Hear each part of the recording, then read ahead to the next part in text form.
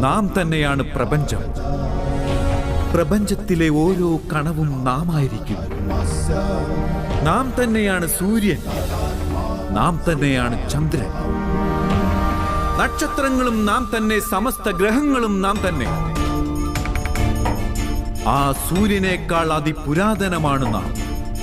ഏതെങ്കിലും വൃക്ഷത്തിലെ പൂമുട്ടിനേക്കാൾ നവീനമായത്. നാം തന്നെയാണ് സമസ്ത മനുഷ്യകുലവും. സ്വർഗവും നരകവും ഏന്തിയിരിക്കുന്ന മഹാശക്തിയും നാം തന്നെ. നാം തന്നെയാണ് ഈ ദുര്യോധനൻ. ഈ അർജുനനും നാം തന്നെയാണ് പാർത്ത.